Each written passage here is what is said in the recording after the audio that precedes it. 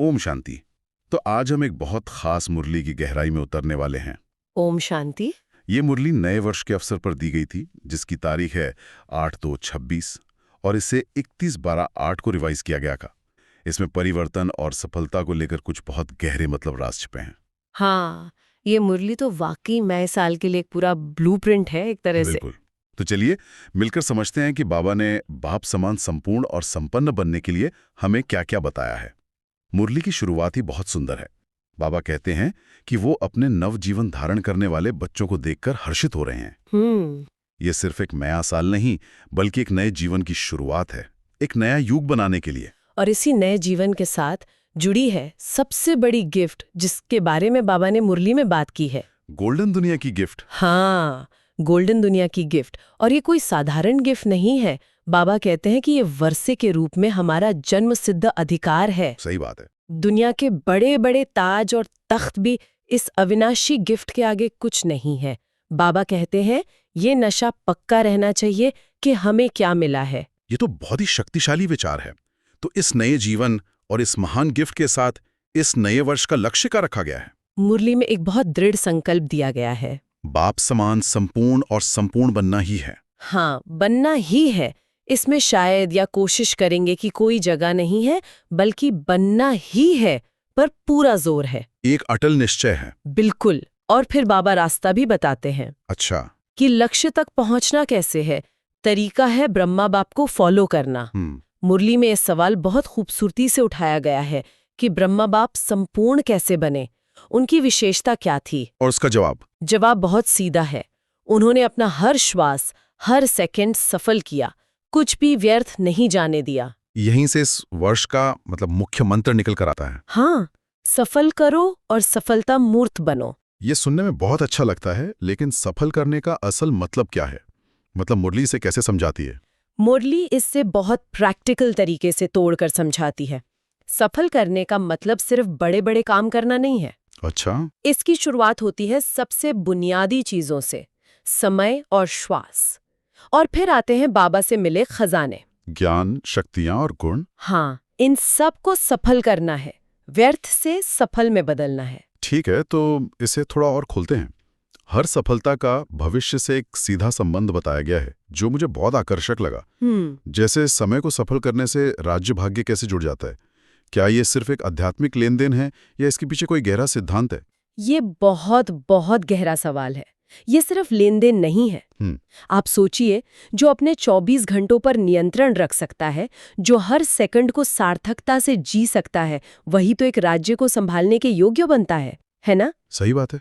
राजा का मतलब ही है समय का पाबंद, अपने संसाधनों का सही उपयोग करने वाला।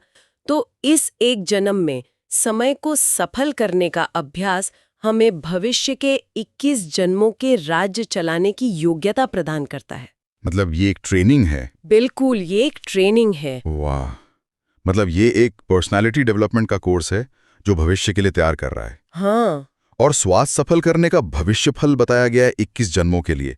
स्वास्थ्य, ये कैसे काम करता है? इसका संबंध मन की स्थिति से है। हर श्वास जो हम बाबा की याद में या स्वमान में स्थित होकर लेते हैं, वो हमारे तन और मन को चार्ज करता है। अच्छा। व्यर्थ संकल्पों से जो ऊर्जा खत्म होती है, उससे शरीर में बीमारियां आती हैं। जब हर श्वास सफल होता है, तो हम एक ऐसी शक्तिशाली ऊर्जा जमा करते हैं जो न सिर्फ इस जन्म में बल्कि आने वाले 21 जन्मों में भी हमारे शरीर को निरोगी रखती है। ये एक तरह का आध्यात्मिक हेल्थ इंश्योरेंस हो गया। हाँ, बिल्कुल कह सकते हैं। ये तो अद्भुत है।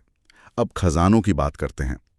ज्ञान का खजाना सफल करने का फल बताया गया है कि भविष्य में किसी वजीर की राय की जरूरत नहीं पड़ेगी। बिल्कुल, ज्ञान को सफल करने का मतलब है उसे सिर्फ सुनना नहीं, बल्कि उसे समझकर, स्वरूप बनकर अपने हर निर्णय में इस्तेमाल करना। जब हम इस संगम युग में ज्ञान के आधार पर निर्णय लेना सीख जाते हैं, तो हमारी बुद्धि इतनी तीव्र और दिव्य हो जाती है कि भविष्य में राज्य चलाते समय हमें किसी सलाहकार की जरूरत ही नहीं पड़ती। हम स्वयं ही इतने समझदार और दूरदर्शी बन जाते हैं। हाँ, कि हर फैसला सही होता है। और शक्तियों की बात आती है तो अक्सर सहन शक्ति या सामना करने की शक्ति का ही ख्याल आता है। लेकिन मुरली में सर्व शक्तियों की बात है। हाँ, क्या इसमें परखने की शक्ति या निर्णय शक्ति जैसी सूक्ष्म शक्तियां भी शामिल हैं?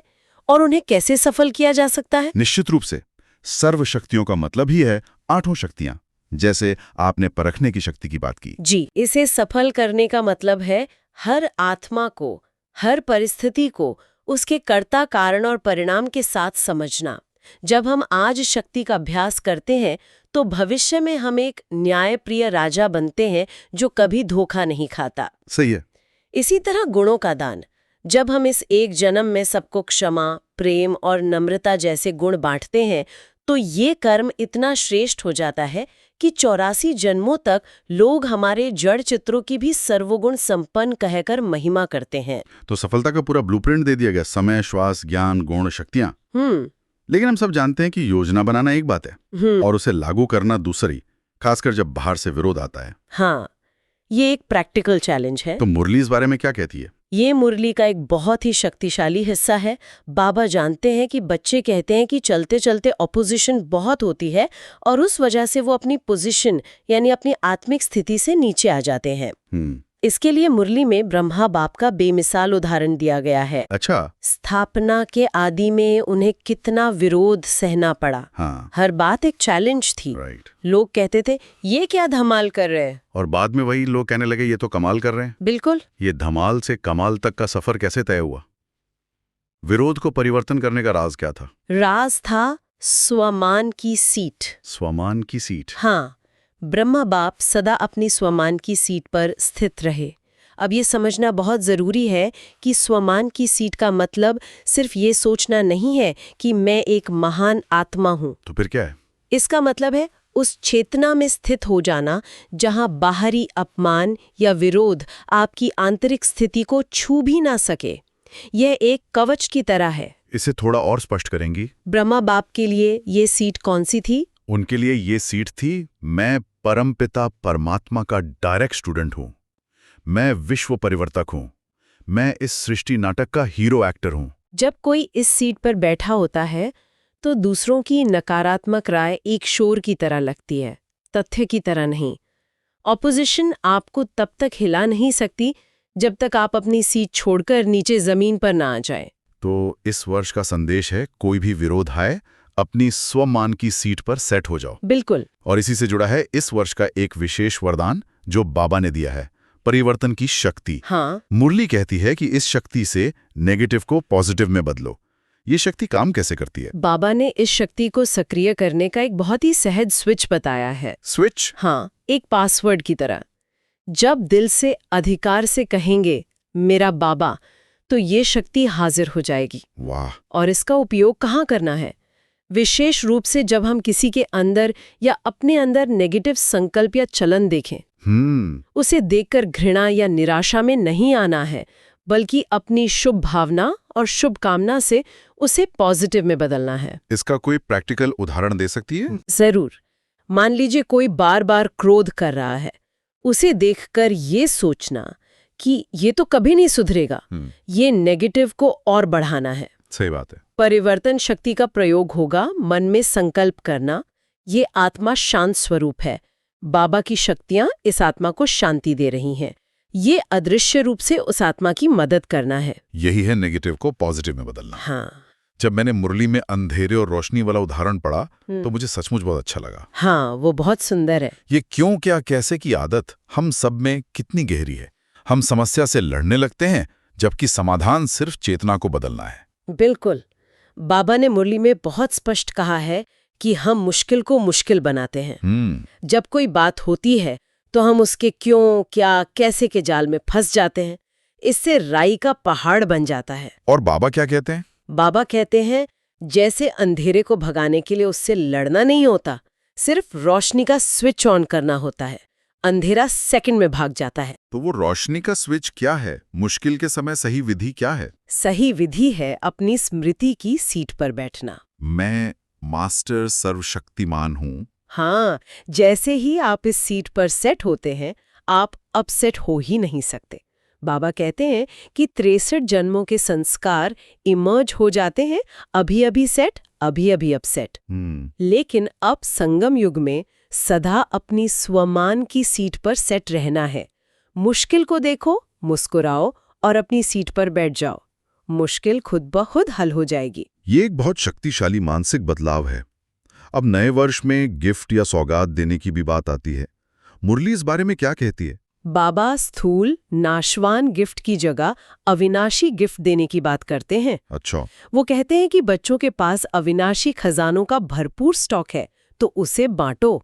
मुरली में 3 तरह की गिफ्ट बताई गई हैं। कौन कौन सी? मनसा द्वारा, यानी अपने मन से दूसरों को शक्तियों की गिफ्ट दो। वाचा द्वारा, यानी अपने बोल से ज्ञान रत्नों की गिफ्ट दो। और कर्मणा द्वारा, यानी अपने कर्मों से दैवी गुणों की गिफ्ट दो। मनसा द्वारा शक्तियों की गिफ्ट दो। ये सुनने में बहुत सूक्ष्म लगता है। इसका एक प्रैक्टिकल उदाहरण क्या हो सकता है? मान लीजिए कोई व्यक्ति बहुत अशांत है या किसी डर में है। उसे सलाह देने के बजाय या उसके बारे में बातें करने के बजाय आप 5 मिनट बैठकर शांति की शक्ति के या निर्भयता की शक्ति के वाइब्रेशंस दें। ये एक अदृश्य लेकिन बहुत शक्तिशाली गिफ्ट है जो सीधे उसकी आत्मा तक पहुंचती है। यही है मनसा सेवा। इन गिफ्ट्स को देने के लिए एक बहुत महत्वपूर्ण धारणा की भी बात की गई है। हाँ, चेहरे पर कभी रोब न हो, सदा खुशी हो। बाबा कहते हैं कि रोब से कोई सुधरता नहीं, बल्कि और चिढ़ जाता है। बिल्कुल। ये बात सिद्धांत में तो सही लगती है, पर कई लोग कहेंगे कि बिना सख्ती के आज की दुनिया में काम ही नहीं चलता। इस विरोधाभास को कैसे हल करें? क्या दृढ़ता और रोब में कोई अंतर है? यह बहुत ही महत्वपूर्ण सवाल है। बाबा रोब और दृढ़ता में बहुत बड़ा अंतर बताते हैं। क्या अंतर है? रोब में अहंकार और क्रोध का अंश होता है। यह दूसरे को नीचा महसूस कराता है। दृढ़ता आत्मसम्मान और सिद्धांत पर आधारित होती है। अच्छा। आप अपनी बात पर दृढ़ रह सकते हैं, लेकिन प्यार और सम्मान के साथ। बाबा पूछते हैं, क्या क्रोध करने से आज तक कोई सुधरा है? उसकी लिस्ट बनाओ। सही है। सच्चाई यह है कि रोब या क्रोध देखकर सामने वाला या तो डर जाता है या मन में विरोधी बन जाता है। सुधार प्रेम और शक्ति से होता है, रोब से नहीं। तो इस वर्ष का संकल्प होना चाहिए क्रोध और उसके बाल बच्चों जैसे रोब, चिड़चिड़ापन, इन सबको पूरी तरह से विदाई देना। हाँ, बाबा ने मुरली में यही कहा है। ये परिवर्तन करके दिखाना है। खुश मिजाज चेहरे से जो काम हो सकता है, वो रोब वाले चेहरे से कभी नहीं हो सकता। अब मुरली के अंत में दिए गए वरदान और स्लोगन पर आते हैं। वरदान बहुत दिलचस्प है। बालक सो मालिक भव। ये बालक सो मालिक वाली बात बहुत विरोधाभासी लगती है। हाँ। बालक यानी विनम्र और सीखने वाला, मालिक यानी अधिकार रखने वाला। हाँ। इन दोनों को एक साथ कैसे साधा जा सकता है? ये बाबा की शिक्षा की खूबसूरती है। इसका गहरा अर्थ है कि व्यवहार में बालक जैसे निर्मल और निरहंकारी बनो, लेकिन अपनी स्थिति में मालिक यानी आत्मसम्मान और जिम्मेदारी से भरपूर रहो। अच्छा। वरदान में इसे और स्पष्ट किया गया है कि हर एक की राय को रिगार्ड दो, चाहे कोई छोटा हो या बड़ा। किसी की राय को ठुकराना मतलब खुद को ठुकराना है। जब आप बालक की तरह सबकी बात सुनते हैं तो आप मालिक बनकर सही निर्णय ले पाते हैं। क्या इसका मतलब ये है कि इस सलाह देते समय मालिक की तरह अधिकार न जताएं, बल्कि एक बच्चे की तरह विनम्रता से अपनी बात रखें? बिल्कुल यही। अगर किसी को शिक्षा भी देनी है तो पहले उसे स्वमान दो, उसकी विशेषताओं को देखो, फिर प्यार से सिखाओ। यही बालक सो मालिक का संतुलन है। हाँ, जब हम सबको रिगार्ड देंगे तो सारे विश्व से हमें रिगार्ड मिलेगा। और स्लोगन है, मस्तक पर सदा साथ की स्मृति का तिलक लगाना ही सुहाग की निशानी है। ये भी एक गहरा प्रतीक है। मस्तक यानी बुद्धि, तिलक लगाना मतलब एक स्मृति को पक्का करना। तो बुद्धि में सदा ये स्मृति पक्की रहे कि बाबा मेरे साथ हैं, सर्वशक्तिवान मेरे साथ हैं। यही स्मृति हर मुश्किल से बचाने वाला कवच है और यही सच्चे सुहाग यानी भाग्यशाली होने की निशानी है। तो अगर हम इस पूरी चर्चा को समेटें तो ये मुरली नए साल के लिए एक संपूर्ण रोड मैप है। बिल्कुल। इसमें लक्ष्य है बाप समान बनना, मंत्र है सफलता मूर्त बनो, एक सुपर पावर भी दी गई है परिवर्तन शक्ति, और सही मनोवृत्ति भी बताई गई है, खुश चेहरा, बालक सो मालिक का स्वभाव। और एक बात पर ध्यान देना बहुत जरूरी है जिसे बाबा ने अंत में उठाया है, समय की तीव्र रफ्तार। हाँ। मुरली कहती है कि अब समय बहुत तेजी से भाग रहा है। दुखी और हिम्मतहीन आत्माओं की, भक्तों की पुकार बढ़ रही है। उन्हें उमंग उत्साह के पंख लगाकर उड़ाने की सेवा करनी है। अब हर दिन को स्वपरिवर्तन और विश्व परिवर्तन का दिन बनाना है। यानी अब ढीलेपन का या कल पर टालने का समय नहीं है। हर दिन कुछ नया परिवर्तन, नई सेवा और सदा उमंग उत्साह। हाँ, एक दिन भी चिंता या व्यर्थ चिंतन का नहीं। बाबा ने मुरली में कहा कि हर दिन स्व के प्रति या विश्व सेवा के प्रति कुछ न कुछ नया करना ही है। ऐसा दृढ़ संकल्प कर समय को समीप लाते हुए संपूर्ण बाप समान बनना है। मुरली में बार बार बनना ही है वाक्यांश का प्रयोग हुआ है। ये इस परिवर्तन को एक संभावना के रूप में नहीं, बल्कि एक निश्चित भाग्य के रूप में प्रस्तुत करता है। बिल्कुल। किसी के पुरुषार्थ में क्या बदलाव आता है जब परिणाम को एक संभावना के बजाय एक अटल निश्चय के रूप में देखा जाए। ओम शांति। ओम शांति।